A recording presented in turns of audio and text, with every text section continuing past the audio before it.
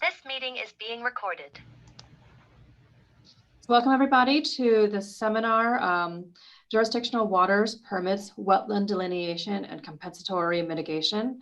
We're joined today with some members of the U.S. Army Corps of Engineers Regulatory Program who were kind enough to give us their time today. We have Chris Parrish. He's the chief of the New Mexico, Texas branch of the Regulatory Division out of the Albuquerque office. Justin Riggs, the Senior Regulatory Project Manager out of the Las Cruces office, and Tucker Feyder, Regulatory Project Manager. I believe you're out of the Upper Colorado office, is that right, Tucker? That's correct. I'm currently sitting in the Grand Junction, Colorado office on a temporary detail with the New Mexico, Texas branch. Okay, great. I'm going to turn this over to Chris Parrish. He's going to give a more in-depth introduction. He has asked that we please hold all questions to the end. As I mentioned earlier, folks want to type in any questions in the chat so that we can keep hold of those. That'd be great. And we'll also be sending out an email after this with the link to this presentation on the portal. With that, I'm going to turn it over to you, Chris. Thanks, Debbie. Hey, good afternoon, everyone. Thank you for attending our presentation today, and happy Cinco de Mayo. As Debbie said, I'm chief of the New Mexico, Texas branch of the Albuquerque District's Regulatory Division at the U.S. Army Corps. And I'm sure most, if not all of you, know that we fall under the Department of Defense. So to keep my portion to about 10 minutes so we can focus on the other topics and try to leave some time for the Q&A, I'll provide just a brief overview of our program. And then I'll turn it over to Justin Riggs to cover jurisdictional wetlands and the delineation process. Justin's a soil scientist and one of our instructors for the required course regarding this aspect of our program. He joined the Corps from the Natural Resources Conservation Service about 10 years ago. And then after Justin, Tucker Feyder, who you just heard, will be covering one of the most popular aspects of our program, compensatory mitigation, which is tied to the U.S. government's overall policy goal of no net loss of wetlands. Tucker has a background in environmental studies and sustainability. So with that, let's dive into it.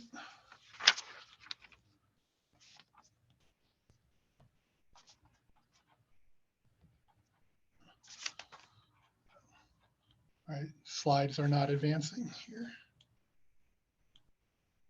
Here we go. So here are the environmental laws that we have been authorized by Congress to enforce. Of course, we don't deal with the Ocean Dumping Act in the Albuquerque District. We do have two Section 10 waters under the Rivers and Harbors Act in New Mexico. These include Navajo Lake in the northwest part of the state and the Rio Grande from the Americas Dam to the international border. We'll just be covering Section 404 of the Clean Water Act for the purpose of this presentation. It is also worth noting that under the authority of the U.S. Constitution's Commerce Clause, in which our legislator acting through the CWA asserted federal control over the nation's navigable waters.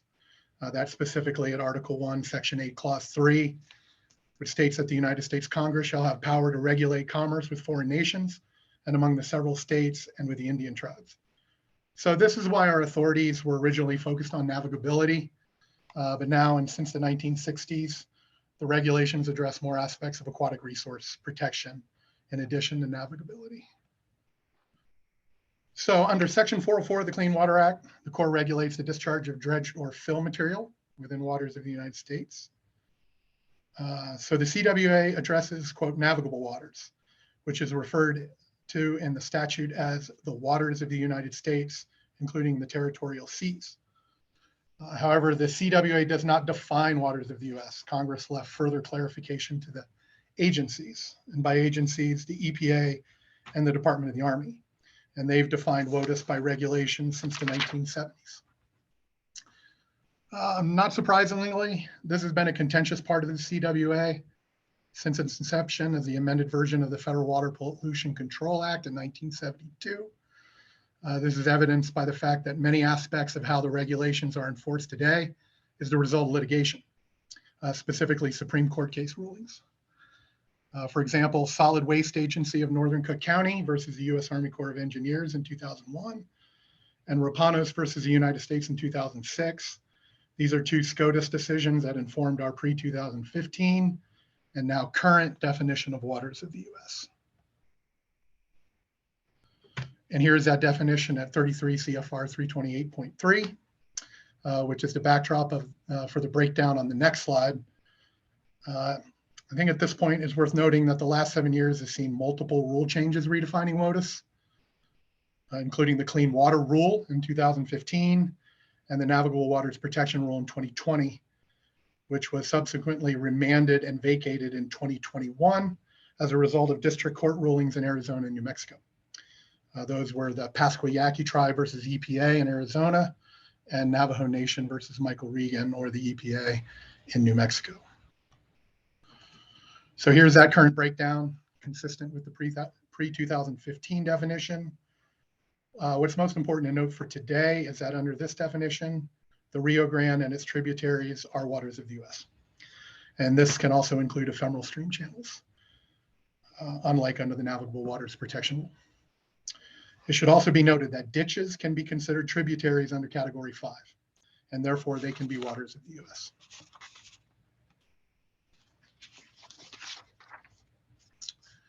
Okay, so the ordinary high water mark is the physical or geographic limits of our jurisdiction. It's delineated. Its delineation is a required component of permit applications. So this is where we establish our jurisdiction. We have two types of jurisdictional determinations, PJDs and AJDs.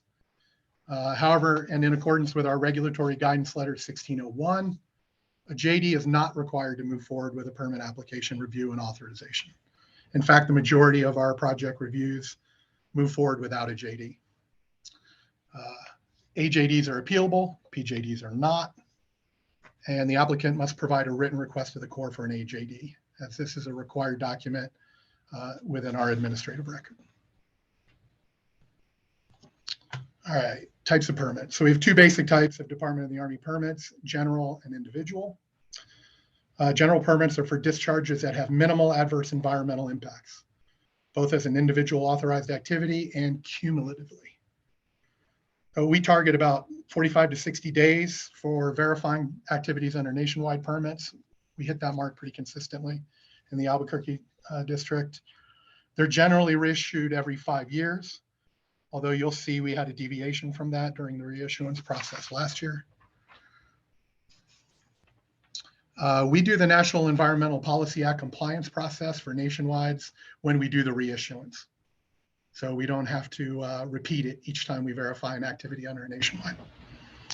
We also have regional condition applicable to these permits, as well as water quality certification requirements, which we'll hit on in a couple of slides.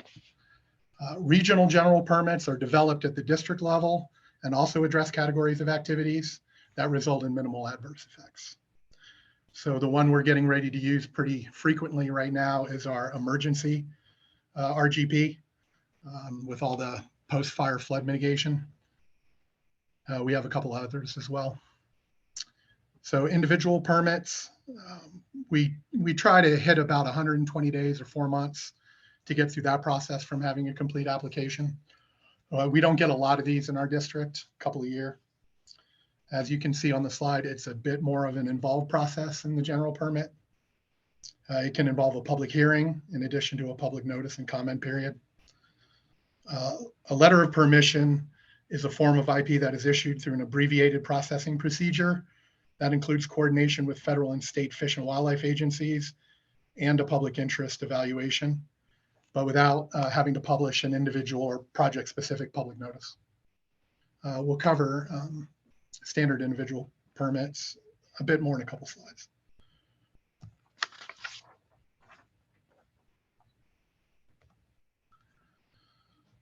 So this slide is just to note that we have to comply with various other federal regulations as part of our review process.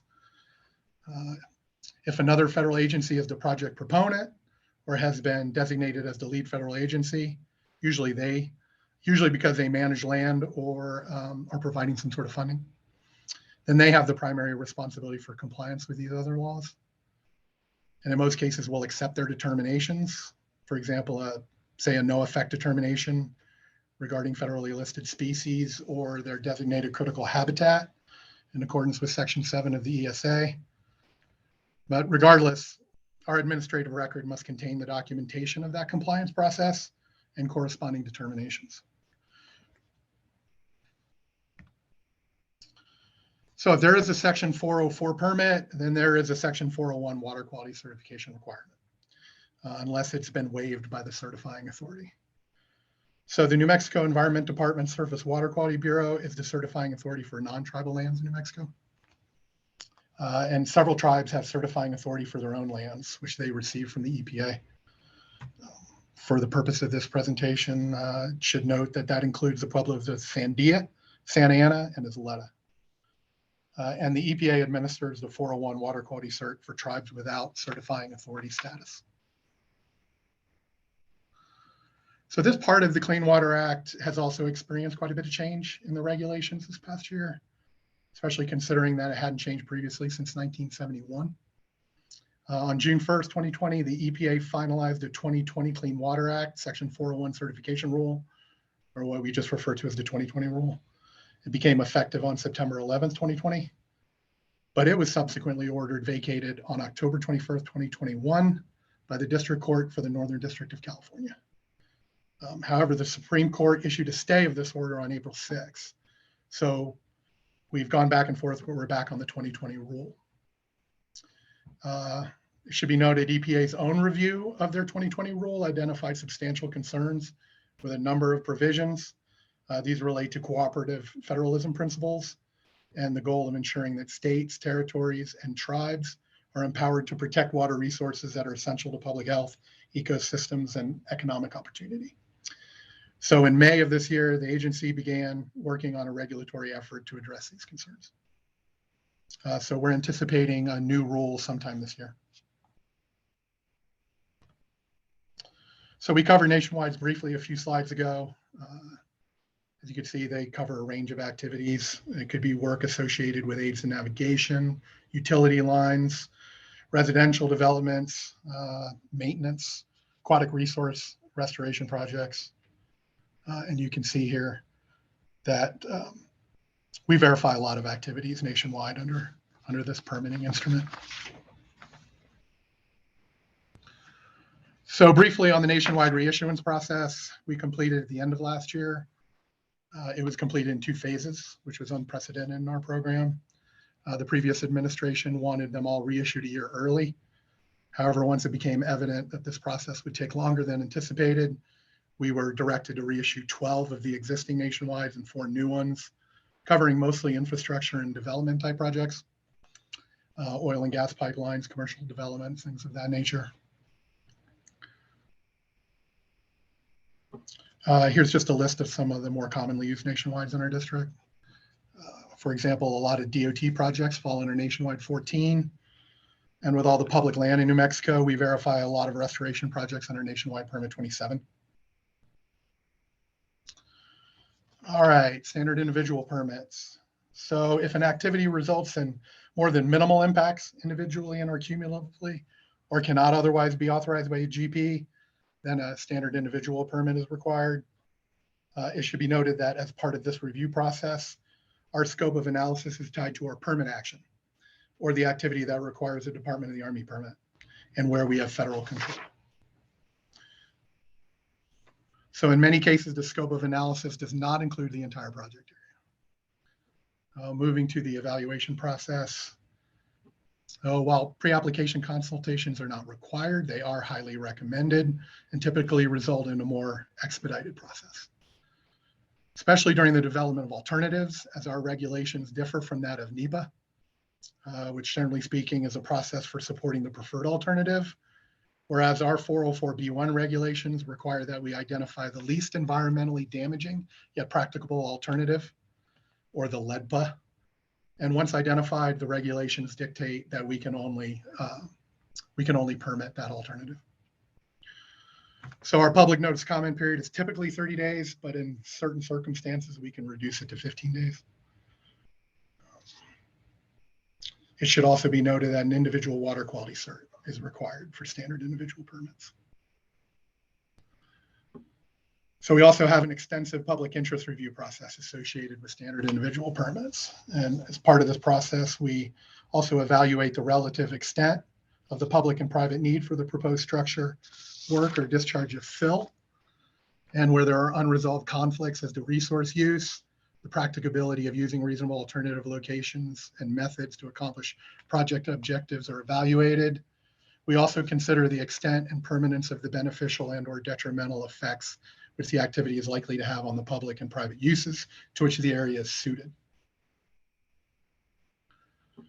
And here's just a list of those 20 factors to be evaluated as part of this public interest review process.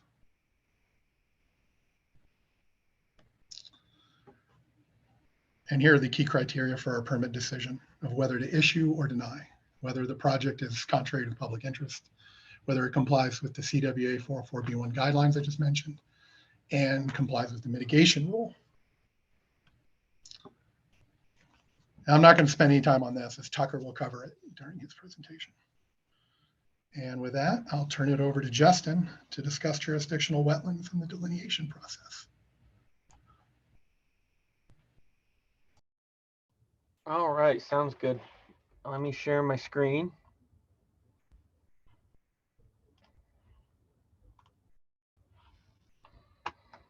Can everyone see my screen? Yes. All right. So I'm going to go over jurisdictional wetlands and the delineation process. Now, I will warn you, this is a class the Corps teaches. It's a week long. There's a lot of information. So I'm just going to touch on the highlights. But if you guys have any questions, concerns, comments, you can always contact me after this and I can help you with any questions you have. But this is just going to be a small bite of a really big pie. So let's get into just a little bit of the introduction. On average, only about 5% of the 48 states is wetlands.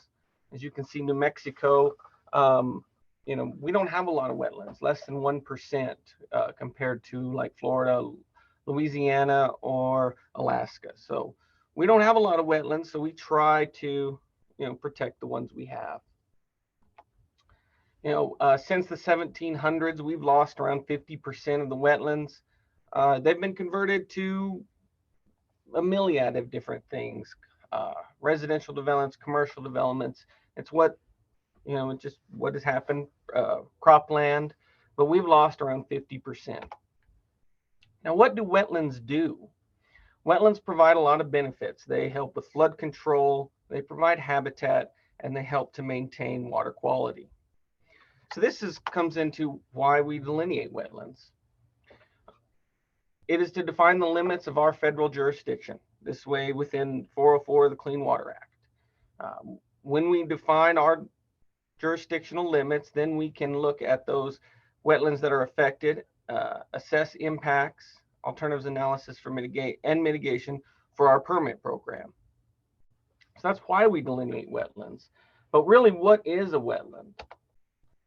The Corps and the EPA and a number of other federal agencies use this definition. It's the areas that are inundated or saturated by surface or groundwater, surface or groundwater at a frequency and duration sufficient to support, and that under normal circumstances do support, a prevalence of vegetation typically adapted for life in saturated soils.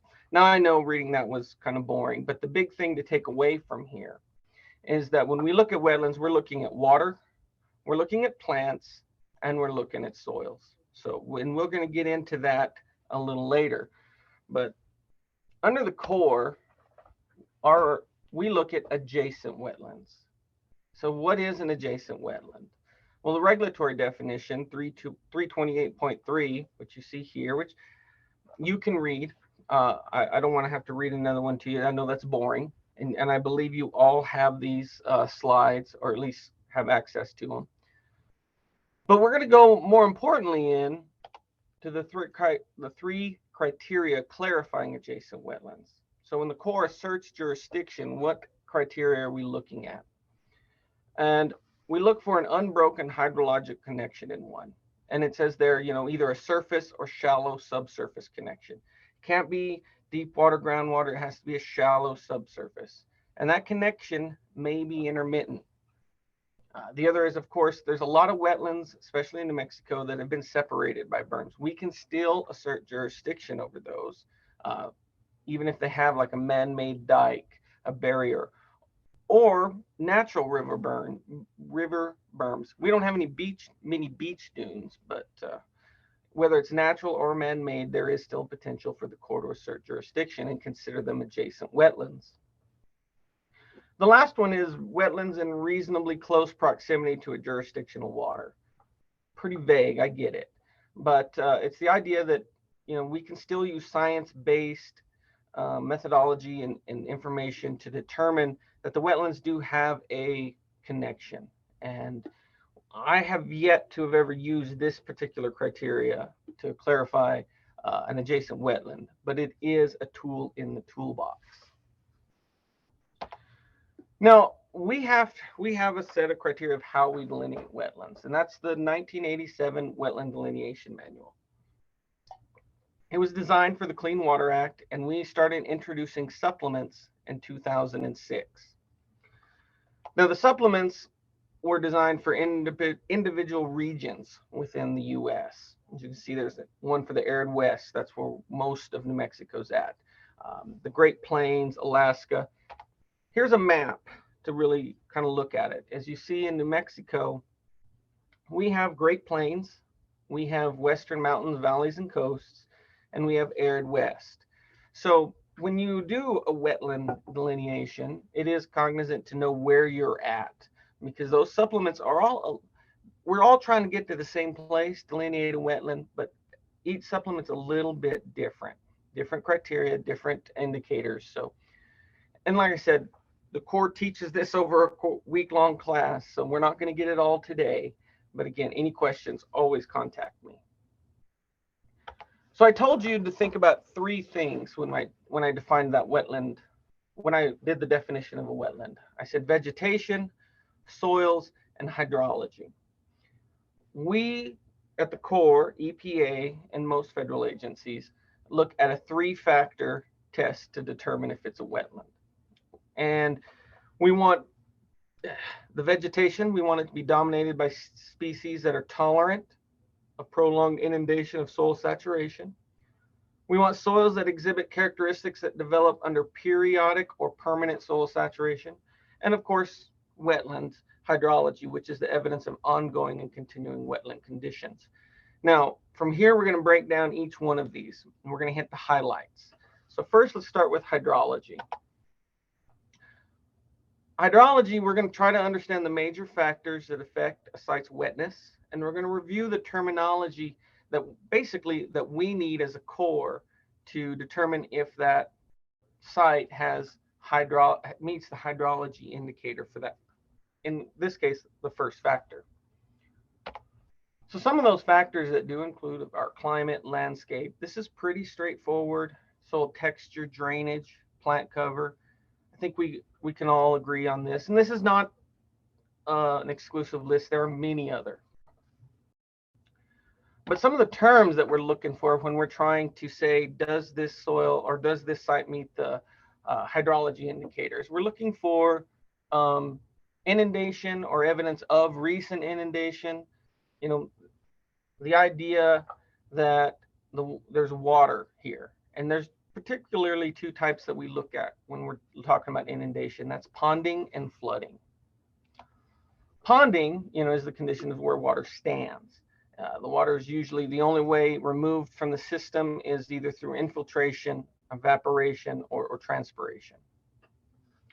The other, which is common along our streams and rivers, is flooding. This is, as we know, temporarily covered by flowing water, such as overflow of streams, rivers, and so forth.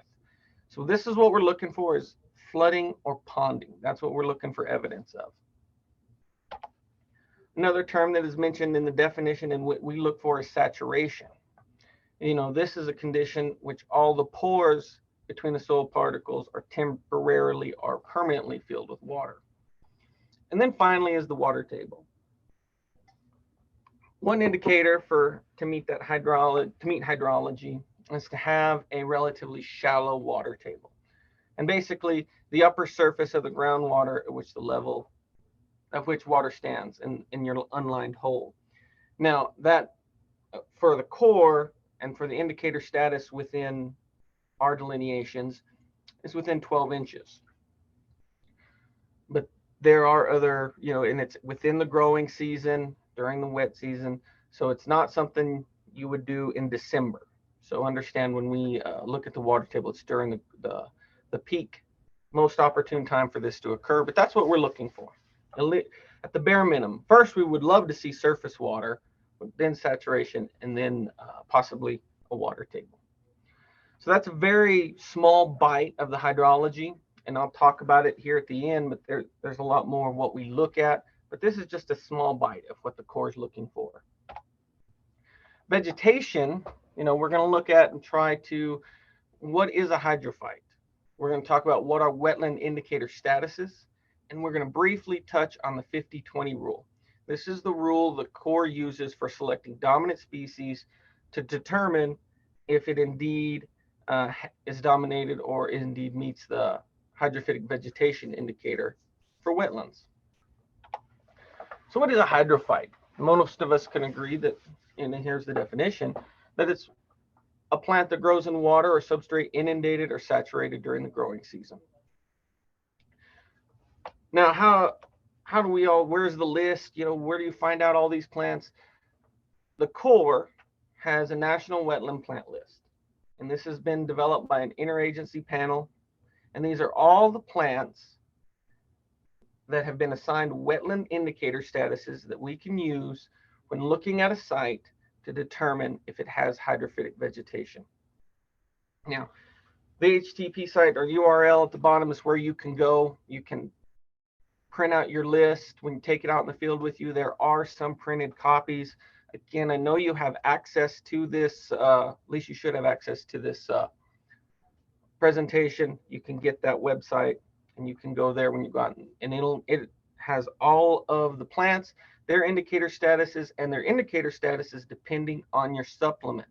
If you remember, I talked about the different supplements. So if you're in the arid West, you might have one indicator status for a plant, but if you're in the Great Plains, it's a little different. So understand, make sure you're you have the right supplement so you can get the right indicator status. But the next question, what is an indicator status? Well, this is a status that has been assigned to determine whether that plant is a hydrophytic plant. And there are 5. Obligate wetland plants. Those are typically the wettest, as you can see, occur over 99% of the time in wetlands. There's facultative wetland plants, facultative plants, facultative upland, and obligate upland plants. And you can see the percentages there on the side.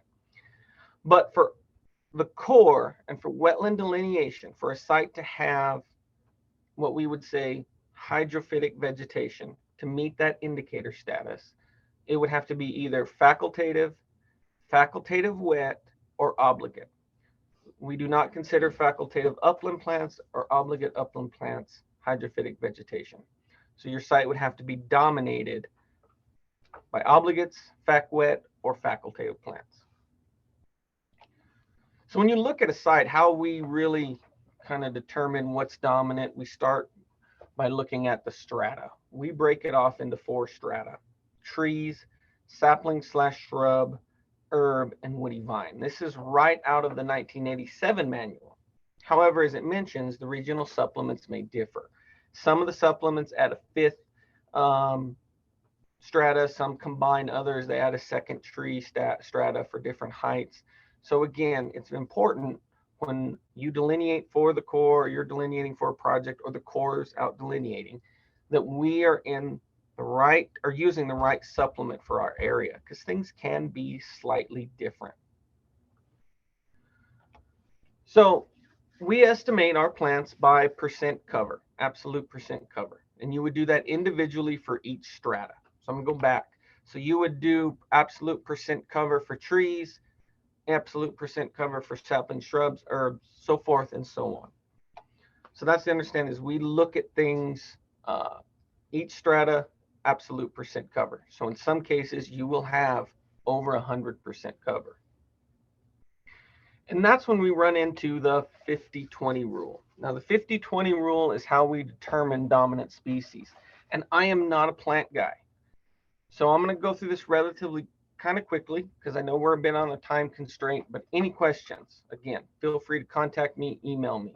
But the 50-20 rule is basically dominant species are the most abundant plant species that individually or together account for more than 50% of the total coverage of vegetation in that individual stratum, plus any additional species that by itself comprises at least 20% of the total. So I'll give you a little bit rundown. So we're looking at a sapling shrub stratum. So it has total cover of 75. Now 50% of 75 is 37.5%. You see that there on the side.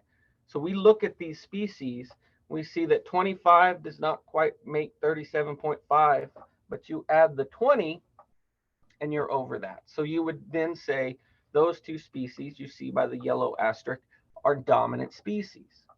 Well, then we talk about the 20% total cover. 20% of 75 is 15, and there is another species you see there at 15 that would also be considered a dominant species. And so that's how we kind of go through the 50-20 rule. I know it's quick and dirty. I know not all of you might have understood exactly what happened there. I totally get it. Again, we teach this over a days-long class period. So any questions, give me a call. But this is how we look at vegetation. Now the third one, soils. My favorite personally, but also sometimes considered the most difficult. But we're going to try to understand the key properties related to hydric soil development. We're also going to touch on redoxic morphic features and how they form. So what is a soil? Well, the standard definition, a natural body that occurs on land surface, occupies space, and characterized by one of the following: horizons, layers, and the ability to support rooted plants in the natural environment. I'm not going to go through all of that. But we're not really looking at soil. It's what is a hydric soil? Now, a hydric soil is a soil that formed under conditions of saturation, flooding, or ponding, ties back to hydrology, long enough during the growing season to develop anaerobic conditions in the upper part. So what does that mean? It's the idea that there's low oxygen or no oxygen in the system, and that's how that soil is developing. Well, the way we describe those soils, or any soil for that matter, hydric or not, is we describe a soil first by the color. It's very important. Colors that we see in soils that have high oxygen rates that are either farmed, they tend to be very bright, brown. You can tell that they are bright, brilliant colors compared to a anaerobic soil where it's very muted, pale, washed out. So we talk about color. And we use the Munsell color system. And you can see right here, it says 10R5/8. And what that means is it's referring to the hue, the value, and the chroma of that soil. Now, what is the hue? That's the spectral color. Is it red? Is it yellow, red, blue, whatever? The hue is the spectral color. So when I say 10R, I'm saying 10 red. Value, well, that's the lightness or darkness of that color. And that's the idea of pure white to pure black. And finally, chroma. Chroma, of course, is the neutral gray or gray to pure color. How vibrant is that color? So your soils that have high oxygen, they're tilled or whatever, typically have a more vibrant color, closer to that pure color, where your hydric soils will be more of a neutral gray. So think of that. And this is an old slide, but it's still just as pertinent. There's two books that use the Munsell color system. That's the Munsell soil color chart. That is the old book. They have a newer, fancier cover now. And then there's earth colors. I haven't seen earth colors used by anyone, but I know they exist, and they do use the Munsell color notations. But the Holy Grail is kind of the Munsell color book. And again, this is the old one, but you can still get them to, and they're new and fancy, relatively expensive, but they are what we use to describe soils. So now that we've talked about color, let's talk about redox features. Now, redox features are either concentrations or depletions. So in an anaerobic system with low oxygen, as I said, low because you can never really get rid of all the oxygen, minerals, particularly iron and magnesium, will kind of find their way to that oxygen because they're mobile when it's saturated or inundated, and it'll find that oxygen and it'll precipitate out. That's why you get those rust vibrant colors. It's because they've found that oxygen. So they concentrate there. Then there's depletions, and this is where the idea that excuse me, the iron or the magnesium or the mineral in general has been washed out, giving a very gray, muted gray color. So that's the two types of redox features, the concentrations and the depletions. Now, the idea is it works under oxidation, and I mentioned it in reduction.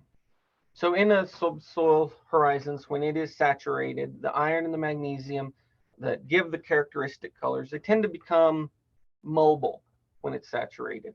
And they can be stripped from the soil, as I mentioned, and they'll form those gray muted depletions.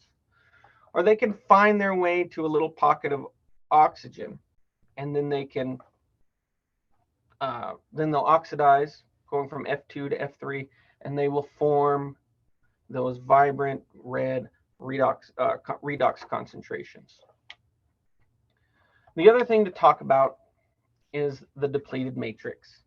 The depleted matrix is one of the most common hydric soil entities. I guess it's a thing. It's also but we'll talk about indicators later. But the depleted matrix, think of it as the matrix of the soil, water coming in the system, water coming out of the system. Think of it as the washing machine is the way I like to say it. As you have water coming in, washing that soil, and that's what's causing those iron minerals, those magnesium minerals to become mobile and move through the system or out of the system. Typically, when it gets gray, it gets depleted, it's washing out the iron, washing out the magnesium, and that's where you get your depletions. Or the idea is that finds that oxygen, instantly precipitates out and no longer becomes mobile. It's the depleted matrix is one of the most common things you'll see in a hydric soil. So that being said, we've talked about color, we've talked about redoxymorphic features, depletions, concentrations. What does this all mean? Well, it ultimately comes down to the description of that soil profile. So when you're looking at a soil, you're looking to determine a hydric soil. Of course, you dig your soil pit. It says to at least 20 inches, and that's true. Again, this is something that covers across an entire class. We're just hitting at the meat of it. But the big thing is, you record your layers. You record your matrix colors and percent. Because, again, we talked about color is very important with soils. The dark gray colors, those tend to be indicators or give evidence that it could possibly be a hydric soil. Redox concentrations or depletions, again, color and percent, very, very important because that's the information we use to determine if a soil meets a hydric soil indicator. And we'll talk about those indicators shortly. We could touch on there's redox features and types and locations. Again, they're important, but I don't think we have time to really touch on them in just this presentation. And then, of course, texture and any additional supporting information. So this is the information you would collect to determine if you meet a hydric soil indicator. And we'll go over those here shortly. One thing to note, not all wet soils or even saturated soils will develop redoxymorphic features. Either that soil, here's just a few of them, low amounts of soluble organic carbon, The problem we have here in the West is this right here, high pH, cold temperatures, low amounts of iron. You can't wash the iron out of the system if there's no iron in the system. And then aerated groundwater. There are other reasons too. Just wanted you to understand that sometimes soils just won't form these features. So that was just a quick note. Now we're going to go on to the hydric soil indicators themselves. These are the indicators, that check box that will mark whether it is a hydric soil or not. And this is the book we use. These are the field indicators for hydric soils in the US. It's developed mostly by NRCS, but it's always in cooperation with the National Technical Committee for Hydric Soils.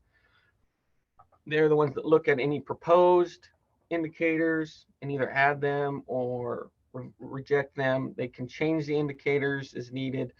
Right now, this is actually the older version. There's an 8.2 out. You can download it at this website here, or this link.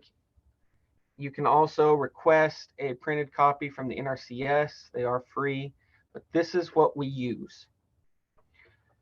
So what is a hydric soil indicator? And it's a 5-part structure. And again, we're just going to touch on them. There are tons of them, but they start out, they're alphanumerically listed. So you can see here, this is S4. In that book, it'll have a short name. This one happens to be Sandy Glade Matrix. And then it talks about LRRs. And I haven't talked about LRRs. They're land resource regions. But in reality, the LRRs are very close to that map I showed you of our supplements. So if you're in the correct supplement, that supplement will tell you which LRRs or what LRR you're in, so that you know if you can use them or not. And then finally, it gives, or not finally, but it gives a description of the indicator. And that's where we use that information we collected. Does it have a glade matrix in this case? And I haven't really talked about them, but that's a presentation all on its own. But glade matrix talks about the color of a soil. We talk about those percentages. It talks about 60% or more of the layer, and it gives the depths. This one particular indicator doesn't necessarily require redox features, but there are many that do. I just wanted to kind of give you, see what indicator looks like. The one thing to note, as you see down here, number 5, is glade colors are not synonymous with gray colors, and that's very true. Within your supplement, within that hydric soil indicator book, this one right here, it has a note of what glade colors are versus gray colors. And then finally, the delineation sheets. This is where you're going to collect all that information. This is what it looks like. And I apologize if it's a little small for you to see on that screen, because I wanted to put both pages. But this is the data form where you would collect it. Again, you see on this one, it says arid west region. So you would want to be in the arid west using the arid west supplement when you collect this data. And as you see there, it has the vegetation, it has the stratums broken up, gives you the absolute cover, and gives you where you can record all the information to do the dominance test. The soil side on the next page, again, has that same depth matrix, redox features for color, percentage. And then you see below it, it has hydric soil indicators. And if you can look, it says that Sandy Glade, which we talked about, S4 is listed there. But there are a myriad of other ones. And all those indicators are within that book. And those are the indicators that can be used in the arid west. It can change slightly from depending on the supplement. And then finally, hydrology. And as you see here, we touched on those first 3. We talked about surface water, inundation. We talked about a high water table, and we talked about saturation. Those are some primary indicators. But if you look, there are many other indicators for hydrology. And these are all things we cover in that class. So this is just a small bite of wetlands and delineation of wetlands. The Corps has the ability to teach a class. We do outreach with, it's not just, we don't keep all the information to ourselves. We teach our employees, yes, but we do outreaches and teach this class to other agencies as well. So it's not like we're trying to keep all the secrets to ourselves. If you are interested, we could set something up.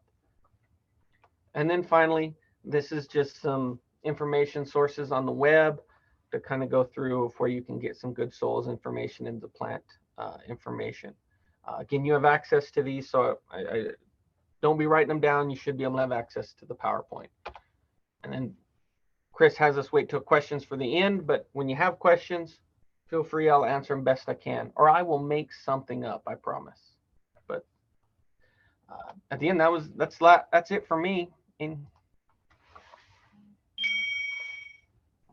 me stop sharing my screen if I knew how. I think you're stopped, Justin. Oh, good. So I apologize for going a little fast. I know we're on a time constraint. So again, anything that I covered too fast or I said that wasn't clearly, after this, feel free to email me, call me, and I'll clarify it.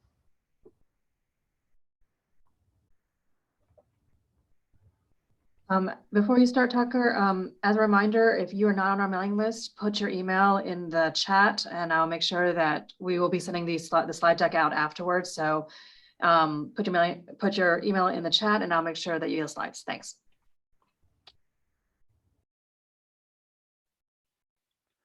All right, I assume you all can see my screen by now. Good afternoon. My name is Tucker. I'm a project manager at the New Mexico, Texas branch.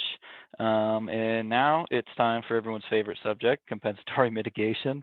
We're going to kind of discuss what it is, when it's required, how much might be required, etc. And similar to Justin's presentation, mitigation is a pretty comprehensive subject. So 10 to 15 minutes is likely not enough time to cover everything. So please don't hesitate to reach out to our office or your appropriate core office, whether it's Albuquerque, Las Cruces, or Grand Junction, Durango, wherever you might be located, with any questions you might have pertaining to mitigation. Oops, slide doesn't want to change. There we go. So to get us started, just want to discuss real quick the mitigation rule. The mitigation rule was published in 2008 at 33 CFR 332, and it just kind of provides a framework for making mitigation decisions. It's essentially our rule book, if you will, for making mitigation decisions and identifying the information we need to make those decisions. So in short, no, we're not just making this up as we go. We're requiring mitigation because we feel like we're actually just following rules. And this is kind of where we derive those rules, where most of those rules can be found. So mitigation, the literal definition of mitigation is defined as the action of reducing the severity, seriousness, or painfulness of something. So when we talk about mitigation under the core mitigation rule, we're talking about the reduction of the amount and intensity of impacts to waters. And this includes avoidance of impacts altogether and the reduction of indirect effects. So after all appropriate and practicable steps have been taken to avoid and minimize adverse effects, then compensatory mitigation may be required in order to compensate for all the unavoidable impacts and to ensure that the authorized activity complies with 40 CFR Part 230, which is also known as the Section 404B1 guidelines. And so all of this is done, I think, as Chris mentioned earlier, in an effort to achieve the goal of no net loss of wetlands, which aims to prevent and offset the destruction or degradation of wetlands. The no net loss policy was first adopted under Jimmy Carter's administration in, I believe, 1977 via an executive order. And then in 1989, it was kind of re-strengthened by the George H.W. Bush administration by emphasizing wetland conservation and acquisition measures. And it revisited the Wetland Delineation Manual and kind of improved and streamlined the wetlands and regulatory program.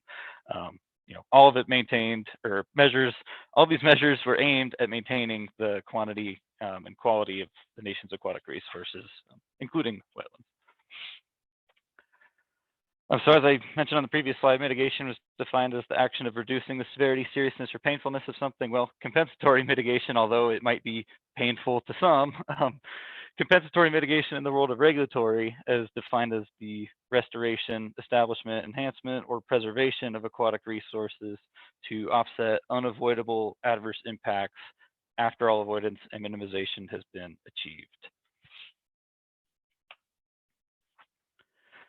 So when do we require compensatory mitigation? Typically, most permits we issue are nationwide permits, and General Condition 23 identifies when compensatory mitigation is required for nationwide permits.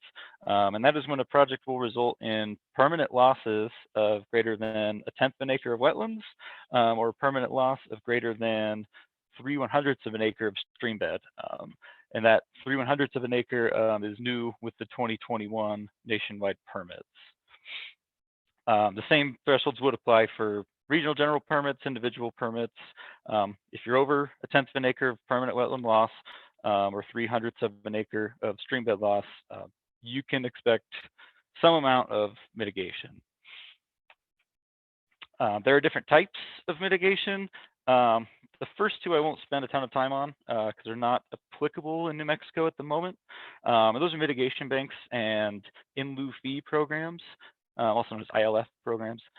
These are both third-party mitigation options where the permittee transfers the responsibility for compensatory mitigation to a third-party sponsor, such as a for-profit bank or a government agency or a nonprofit natural resource management entity. For example, in Colorado, we have the Western Slope in lieu fee program administered by the National Forest Foundation on behalf of the U.S. Forest Service.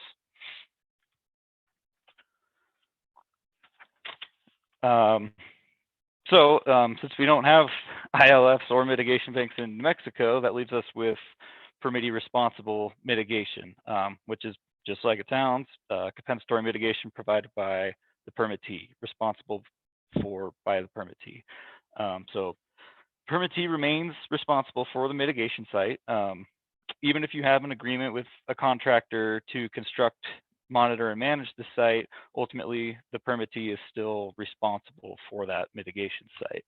And these can be offsite or on-site, but site selection should be based on a watershed approach so that impacts are mitigated for a little more locally as opposed to, say, on the other side of the state.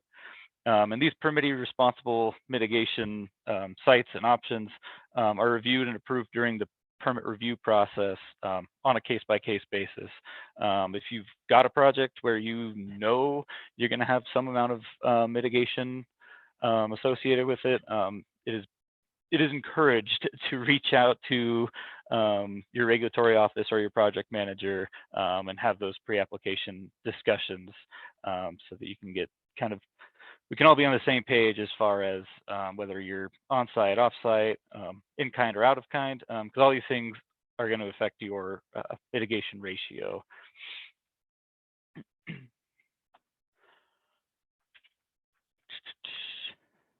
So the mitigation rule gives kind of a preference, known as the preference hierarchy, actually, to the use of mitigation bank credits when applicable. You'll see it's struck out here. As I mentioned earlier, banks and ILFs are not available yet in New Mexico. Banks and ILFs, however, receive higher preference because they reduce the risk and uncertainty of a mitigation project, and they better serve the no net loss policy by offsetting impacts typically before they occur, which also results in reduced temporal loss.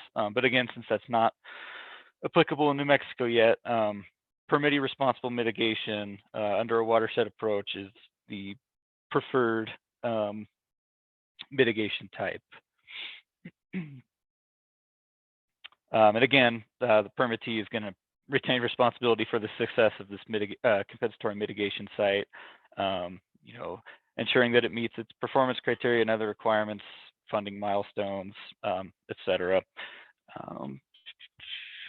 Moving on.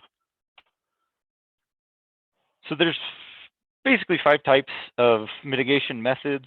2 of them are kind of rehabilitation and reestablishment are kind of lumped into the first one, which is restoration. And then the other types, of course, establishment, enhancement, and preservation. I won't go through and read each of these to you. I'm sure you can all read for yourself or have some amount of understanding what these definitions are. essentially, depending on which mitigation method you choose, these can affect your mitigation ratio. Establishment and reestablishment both result in a net gain of aquatic resource area and functions. So they could typically mitigate for permanent adverse effects at a 1-to-1 ratio, whereas some of the other ones where you're just preserving a site, the wetlands already exist. There's no net gain in aquatic resource area. So those are most often hit with a much higher mitigation ratio.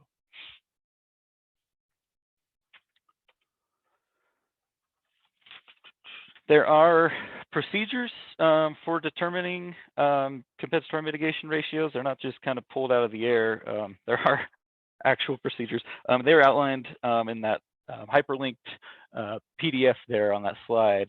And this requires the use of a mitigation ratio setting checklist, which we'll go into on this next slide. This is kind of a screenshot of what that might look like. And it's just a tool. It's a checklist in spreadsheet form that helps determine and document the appropriate amount and type of compensatory mitigation. And so there's a bunch of different factors that can increase or even decrease the amount of compensatory mitigation required. Here's a list of some of those items: site location, net loss, type conversion, risk and uncertainty, temporal loss, and then the type of compensatory mitigation itself.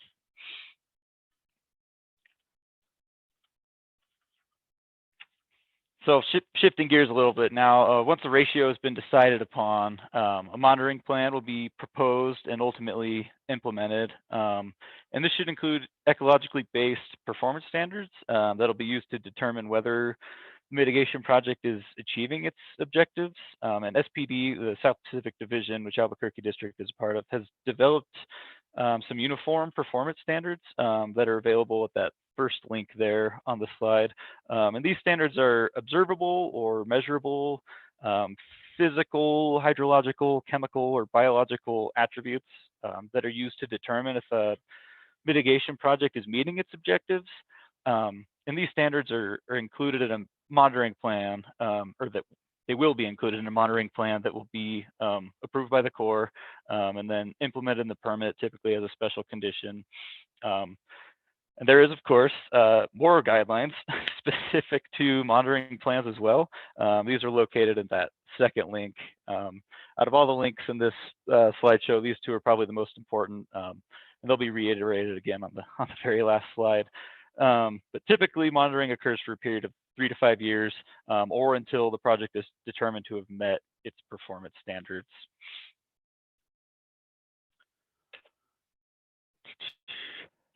So according to the mitigation rule, financial assurances provide a source of contingency funding for another party to complete a compensatory mitigation project in cases where the permittee cannot or will not provide the required mitigation. So in those cases, the Corps may determine that the financial assurance should be used to complete the mitigation project or to provide alternative compensatory mitigation. So generally, financial assurances are provided as bonds or letters of credit. There are other options, though, like escrow accounts, casualty insurance, or legislative appropriations that can be considered on a case-by-case basis. So considering whether financial assurance is required is kind of contingent upon a couple different variables, and that includes the risk and uncertainty associated with the specific compensatory mitigation project. This could be, trying to mitigate for, say, a fen at high elevation or something like that. There's going to be a lot more risk and uncertainty involved with that, as opposed to, a standard pedestrian emergent wetland down in the Rio Grande Valley or something like that. Other things could be the performance of an applicant's past mitigation projects. If there's kind of a history of failed projects there, we might determine that some financial assurances are appropriate to ensure that there's not going to be another net loss of wetlands. So how do we determine the amount of financial assurance required for a given project? Well, that amount would reflect the total cost of repairing or replacing a failed mitigation project, just kind of under the worst case scenario. In some cases, though, the Corps may determine that financial assurances are not necessary for a compensatory mitigation project. This option is afforded to us at 33 CFR 332.3.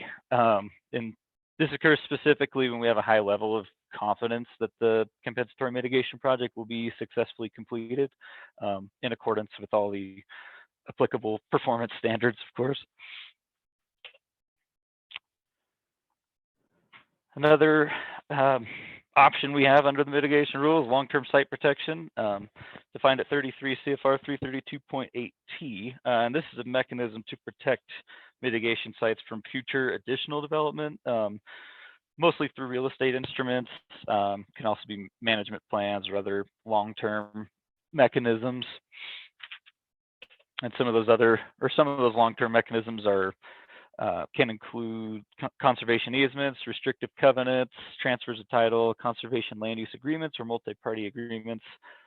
Most commonly, we see conservation easements or restrictive covenants.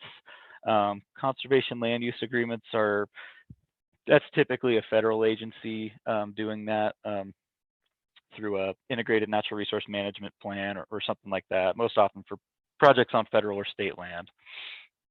But for a private citizen, it's most commonly going to be a conservation easement or a restrictive covenant. So kind of rattled off a whole bunch of requirements for permittee responsible mitigation. So for the most comprehensive list of those requirements and definitions, I highly recommend visiting that second link on this page, which is the final 2015 Regional Compensatory Mitigation and Monitoring Guidelines for the South Pacific Division. So that includes New Mexico, Colorado, West Texas. So it's a good, comprehensive resource to utilize. Sorry I blazed through that, but with that, I'll turn it back over to Chris, and we can try and hopefully squeeze in a little Q&A session for you. Thanks, Tucker. I know that we are over time, but there was a question that popped up in the chat. If there are other people who have questions, I'm going to ask our presenters if they're able to stay on for a little bit longer if they can, so that we can try and get through some of these questions. The first one is from Max Henkels. Does the Corps have a definition for aquatic resource? We don't have a definition that's separate from the standard one. It's wetland waters, whether that's freshwater marsh or other seasonal wetlands, non-wetland waters, lake streams, and riparian. So. Mark Nemeth asks, how does the 2020 rule differ from the previous regulation? Are we talking about the 2020 certification rule for water quality cert, or navigable waters versus where we are today with the pre-2015 regime? The water quality. Water quality? That question is best for the EPA. It's their rule, but it's a lot more procedural. There's more steps in the process, takes a little longer. There's something called a pre-filing meeting request that has to go out before you can even submit the water quality certification rest to the certifying authority. And the big issue, the reason it was litigated, is folks felt like it, kind of took some of the control away from states and tribes from the 1971 rule.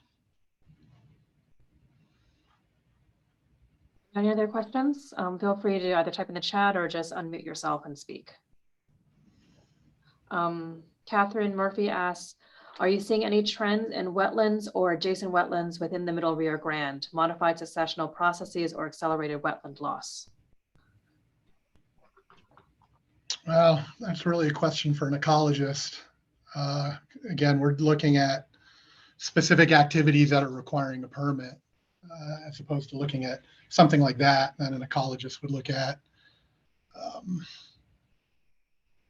Yeah, anybody else want to try to tackle that? This is Justin. I'll make one talking about whether successional procedures or accelerated wetland loss is, as you said, Chris, we are just the permitting agency, but the Middle Rio Grande being as controlled as it is, and we have, it's obvious that wetlands are drying out in that area, but it's been going on since the dams were built. So that's kind of what you're asking for.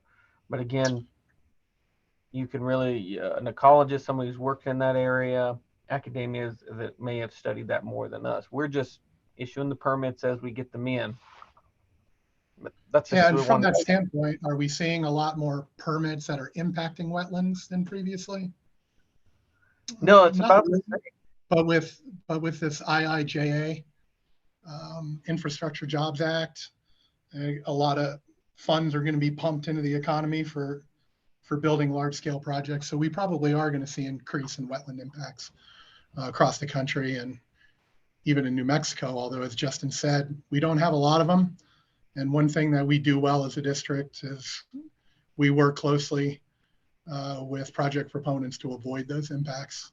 And if you're looking at a standard individual permit, oftentimes there is an alternative that is the LEDPA that will avoid those impacts.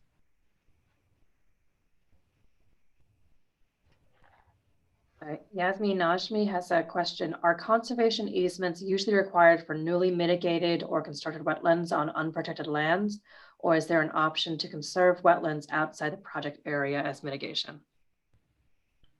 There is. That would be preservation. And as Tucker said, that would be a much higher ratio than, say, like a 1-to-1 for creating a wetland that replaces the functional loss and services of the aquatic resource that was impacted.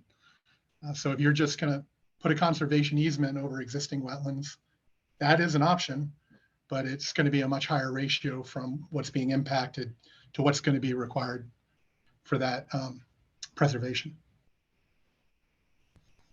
And then Ari Posner, you have your hand up.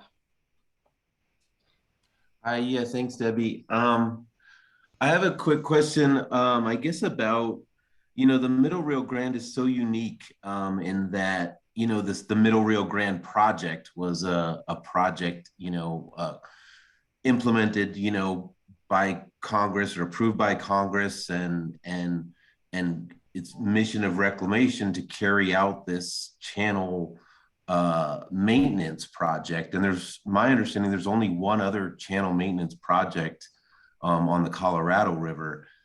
And so I'm wondering if there's any precedent for some kind of, I don't know if it's this integrated natural resource management plan or some kind of thing that would be specific to the Middle Rio Grande, since it's such a unique resource compared to, all these other types of construction projects or stuff that you might see. And could you rephrase the question or narrow down what's the question? I guess is there a precedent for like these federal agencies to sit down and create a resource management plan for the wetlands of the Middle Rio Grande versus looking at each individual project?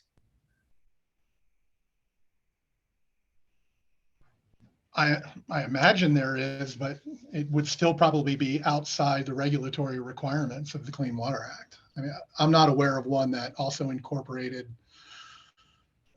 advanced permitting, but as far as like the Forest Service has a management plan, as far as, and I know of other interagency plans to manage certain kinds of resources.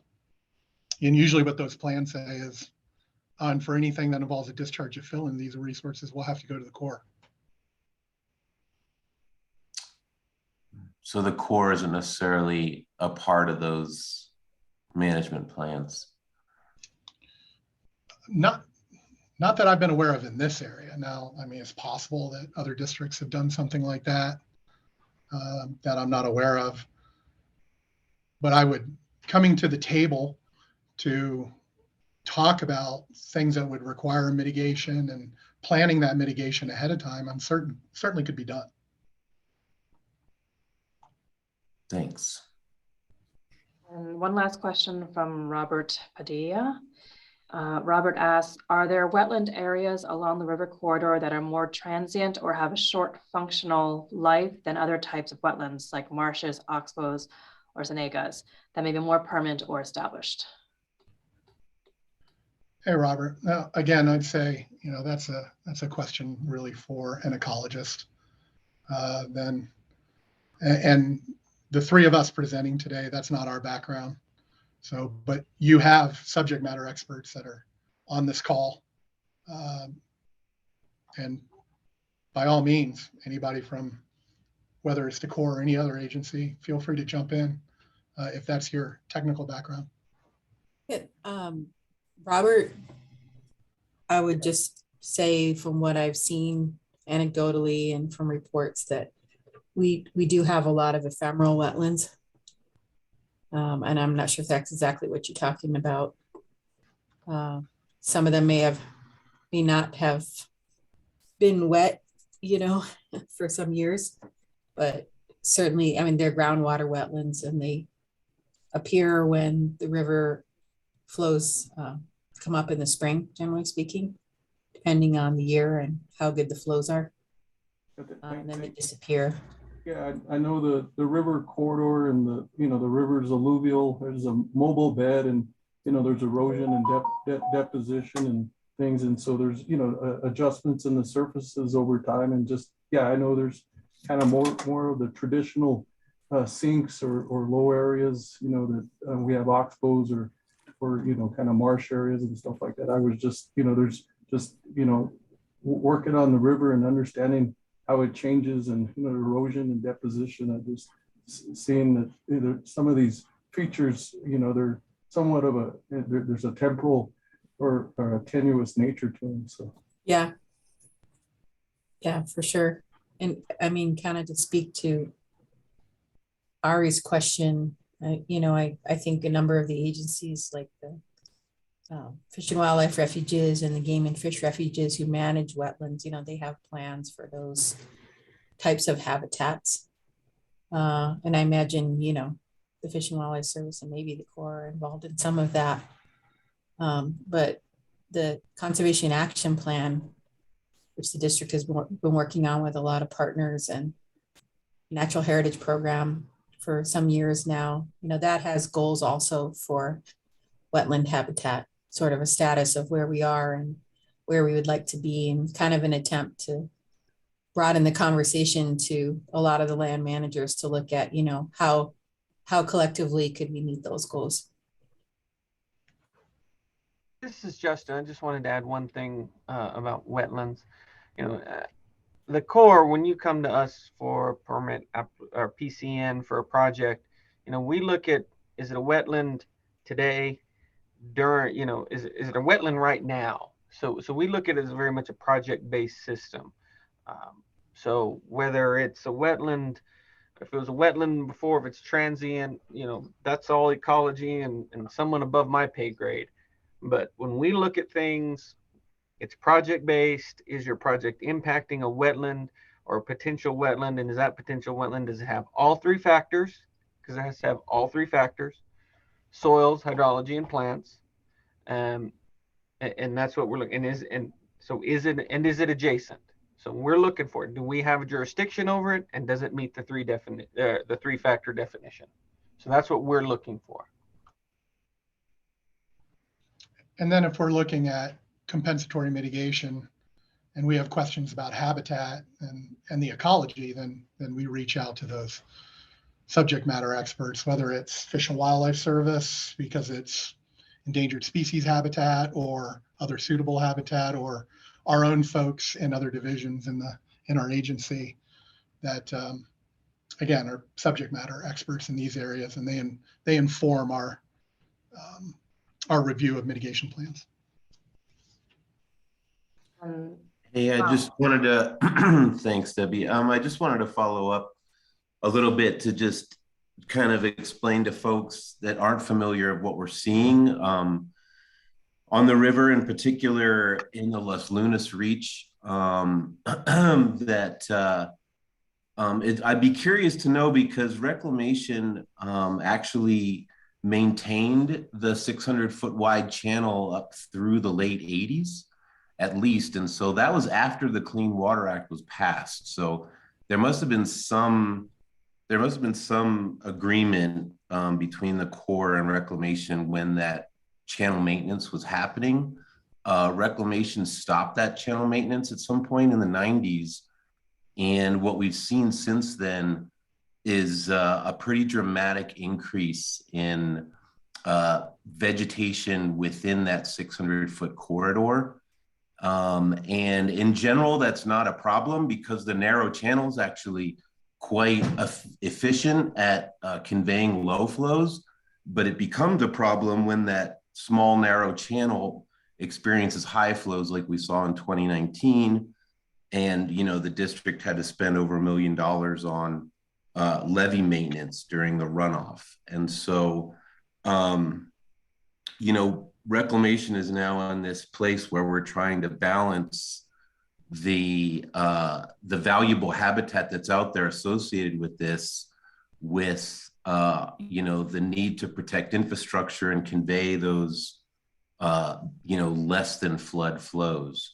So, you know, that's in part, you know, why I've been working with the collaborative program and with West and with the Science Adaptive Management Committee to try to talk about how all these agencies can work together to better manage this resource, so we don't put the district in these situations.